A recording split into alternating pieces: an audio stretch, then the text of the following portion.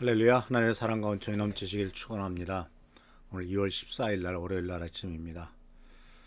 오늘은 이번 주에는 그리스도 안에 있는 희망의 5번째 주간으로서 예수님께서 하실 수 있는 일, 또 예수님만이 하실 수 있는 일에 대해서 같이 생각해 보면서 우리의 삶에 하나님께서 역사하시며 예수님께서 역사하시는 귀한 한 주간이 되기를 바랍니다. 예수님께서 이 세상에 계시면서 여러 가지 많은 일을 하셨지만은 특히 예수님께서 첫 번째로 기적을 일으키셨던 때가 바로 뭐냐면 요한복음 2장에 의하면은 가나라고 하는 장소에서 혼인잔치가 일어났을 때 일이었습니다. 바로 이 요한복음 2장 1절에서부터 12절에 나오는 말씀인데요. 이 사건은 가나라고 하는 지역은 바로 예수님의 고향인 나사렛에서 그렇게 멀지 않은 지역에 있는 곳이 가나입니다. 근데 예수님께서 또한 예수님의 어머니와 이 가나의 혼인잔치에 초청을 받아 가셨죠.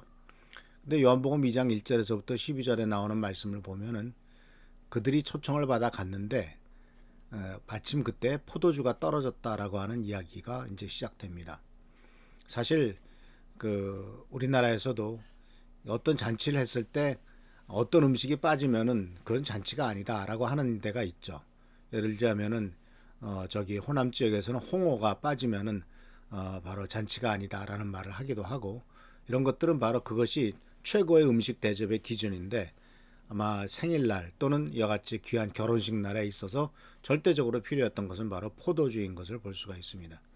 이 포도주는 어떤 유흥을 위한 것이기도 하고 동시에 그 지역의 특산물이기도 하고, 이 포도주라고 하는 것은 참 사람들의 건강을 위해서도 쓰기도 하고 여러 가지 많은 면에서 중요한 음료이기도 합니다. 근데 이 결혼식에 포도주가 떨어졌다라고 하는 것은 참 끔찍한 일이죠. 정말 많은 손님을 초청을 해가지고 그 손님들에게 대접을 하는데 첫 번째로 시작하는 바로 첫 발걸음을 딛는 부부가 손님들에게 대접을 하는데 바로 이 포도주가 떨어졌다라고 하는 것은 새로운 출발을 하는 신혼부부가 굉장히 난감할 뿐만 아니라 그 잔치를 연 집안도 상당히 많은 사람들에게 말하자면 조롱거리가 될 수 있는 이와 같은 상황인 것을 볼 수가 있습니다. 하필이면 결혼식 잔치에 포도주가 떨어졌을까? 그 원인은 우리가 모르겠습니다. 그런데 우리는 이 사건 속에서 오직 예수님께서만이 하실 수 있는 일들을 우리들은 말씀을 통해서 발견하게 됩니다. 오늘 요한복음 2장 1절에서 12절에 나오는 말씀 속에서도 제일 중요한 말씀은 2장 2절 말씀입니다. 그것은 바로 뭐냐면 예수님도 그 어머니와 함께 또한 제자들과 함께 그 잔치에 초대를 받았다는 것이죠.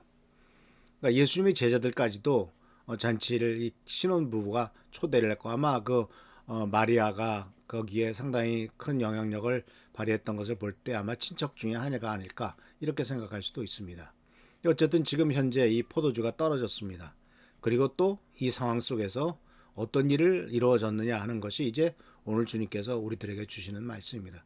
첫 번째로 우리들에게 가르쳐주는 말씀은 바로 예수님만이 우리 인생의 모든 필요를 진정으로 채울 수 있다라고 하는 주제를 우리들에게 말씀하고 있습니다. 자, 이 포도주가 떨어진 인생은 포도주가 떨어진 잔치집, 그리고 동시에 이 결혼식 날 포도주가 떨어진 것, 이런 것들은 이제 굉장히 상징적으로 의미하는 바가 큽니다. 왜냐하면은 포도주가 없다라고 하는 것은 바로 유대 사람들에게 있어서의 포도주는 하나의 기쁨이거든요. 그래서 이 기쁨이기 때문에 바로 심지어 집회서라고 하는 외경에 보면은 사람의 인생에 있어서 포도주가 없으면 무슨 즐거움이 있겠느냐라고 말하고 있고, 그러니까 포도주가 떨어진 혼인잔치는 이제 끝난 거죠. 이제 더 이상 즐거움이 없게 되는 것입니다. 그래서 그런데 이것은 또한 우리들에게 어떤 것을 상징적으로 보여주고 있냐면은 우리 인생의 포도주가 떨어질 때가 있지 않겠나라는 것입니다. 그래서 이 이스라엘 민족에게 있어서의 포도주는 바로 정말 진정한 기쁨을 상징으로 하는 것이 있다면 이 포도주가 떨어졌다고 하는 것은 기쁨이 상실됐다는 것이거든요. 그래서 우리의 삶과 비교해 본다면은 정말 예수를 믿고 하나님을 믿는데 우리가 믿는 예수 그리스도께서 안 계시다면, 예수 그리스도께서 부재하신다면은 마치 결혼식장에서 포도주가 떨어진 상황과 유사하다라는 것입니다. 이것은 바로 무엇을 의미하고 있냐면 예수 그리스도가 우리의 삶에 없다면 우리들은 우리들의 삶이 얼마나 공허하냐 하는 것을 상징적으로 보여준다라는 겁니다. 포도주가 떨어진 인생은 바로 예수 그리스도 없는 공허한 인생을 상징하고 있습니다. 그렇기 때문에 예수님께서 바로 이와 같은 일 상황 속에서 이제 적극적으로 사실은 개입하시지 않지 않았지만은 바로 이 어머니의 부탁에 따라서 이제 예수님이 적극적으로 이제 개입을 하시죠. 그런데 이 포도주가 떨어졌다라고 하는 이 상황 속에서 포도주를 채우려면은 가서 돈 주고 사오면 되지 않겠습니까? 근데 왜 굳이 예수님을 앞세웠을까요? 마리아는? 우리는 여기서 무엇을 생각할 수가 있냐면 이스라엘 민족의 이 혼인 잔치의 풍습을 생각해 볼 필요가 있어요. 아주 오래 전에 아마 1994년쯤인가 그 요르단에 간 적이 있었습니다. 근데 요르단에 갔는데 이제 늦게 호텔에 도착을 했죠. 그래서 이제 암만이라고 하는 지역에 호텔에 들어가려고 하는데 아주 시끌벅적한 겁니다. 그래서 왜 그렇게 시끄러운가 그랬더니 이제 밤 8시나 9시쯤에 결혼식이 열리고 있었던 겁니다. 그 밤에 결혼식이 열리고 이제 그 신혼부부가 이제 들어가는 것을 보았습니다. 그런데 지금도 밤에 그들은 결혼식을 합니다. 그리고 당시에 예수님께서 계실 때는 무슨 결혼식장이나 호텔에서 한 것이 아니라 집에서 했겠죠. 그래서 집에서 손님들을 다 모아서 하는데 이것은 결혼식이 대낮에 하는 것이 아니라 밤에 하고 있었다는 거죠. 그러니까 야밤에 어디 가서 포도주를 사옵니까? 그러니까 포도주를 사올 수 있는 방법이 없었던 거예요. 돈으로 구입할 수도 없었던 거예요. 우리는 이와 같은 상황 속에서 정말 우리의 진정한 인생의 기쁨은 돈으로도 살 수 없고 정말 예수 그리스도께서 해결해 주시지 않으면 안 되는구나 하는 것을 발견하게 되는 귀한 기회가 되는 겁니다.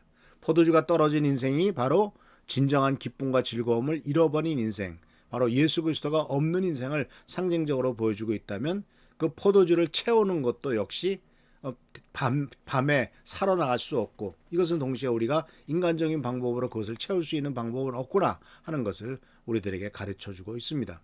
그래서 이제 예수님께서 이제 이런 일들을 채우시죠. 근데 중요한 것은 바로 무엇입니까? 예수님께서 그 자리에 계시다는 거죠. 주님이 계시지 않으면은 그 포도주를 채울 수 있는 방법이 없습니다.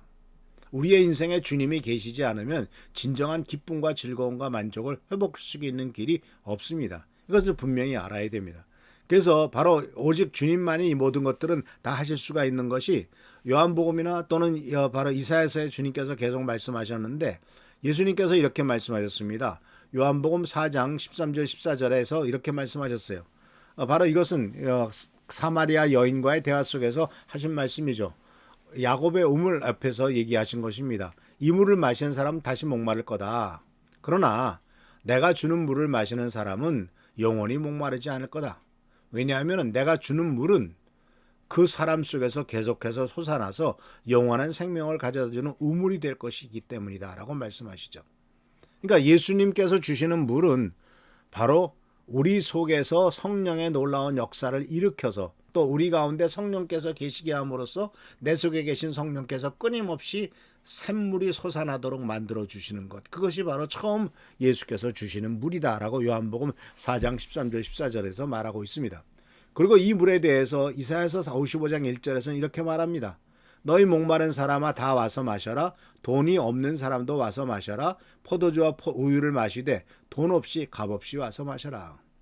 그것은 예수께서 마지막 그 명절 끝날에 와서 목마른 사람아 내게 와서 마셔라라고 이 이사야서 55장 1절의 말씀을 인용하신 것을 생각할 때 예수님께서 바로 많은 사람들에게 돈 내고 먹는 거 아니다. 값없이 먹는 것이고 이것은 주님이 주시는 축복과 은혜다라고, 누구든지 목마른 사람은 주님에게로만 오기만 한다면 주님께서 진정으로 채워주시고 보살펴 주신다라고 약속하신 것을 발견하게 됩니다.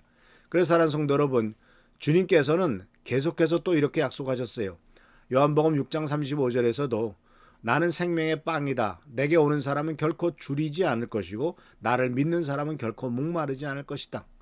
물론 이것이 육적인 면을 얘기하는 것은 아니겠지만 영적으로 우리들에게 가르쳐 주는 거. 영적인 굶주림은 없다. 영적인 목마름도 갈증도 없다. 내가 그 속에서 계속해서 놀라운 축복과 은혜를 주실 것이며, 또한 그렇게 포도주가 떨어진 것 같은 인생이 아니라 끊임없이 속에서 솟아나는 샘물을 주겠다라고 주님이 말씀하고 계신 것입니다. 그래서 사랑하는 성도 여러분, 예수 그리스도 안에 있는 희망은 바로 주님만이 채우실 수 있습니다. 우리의 인생이 어떤 때 고갈된 인생처럼, 포도주가 떨어진 인생처럼 느낄 때가 있다 할지라도 걱정하지 마십시오. 나의 삶에, 내 삶 속에 예수 그리스도를 모시고 살아가기만 한다면 모든 것이 다 해결되고 하나님께서 우리들의 삶을 다시 한번 주님께서 준비하신 포도주로 채우실 것을 기대하면서 주님의 은혜 가운데 나가는 우리 귀한 성도님들 되시길 축원합니다. 기도하겠습니다. 오늘도 하나님께서 함께 하신 은혜를 감사를 드립니다. 누구든지 목마른 자는 와서 마셔라고 주께서 말씀하십니다. 우리 모두가 다 주님의 은혜 가운데서 나아가 목마르고 힘들고 고통스럽고 또한 배고픈 인생을 주님의 은혜 가운데서 체험을 받을 수 있도록 도와주시고, 약속하신 말씀이 우리의 삶 속에 이루어지도록 주여 인도하여 주시옵소서.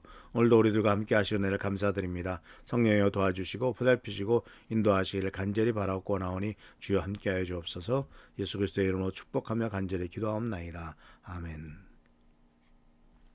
오늘도 하나님께서 함께 하시기를 축원합니다.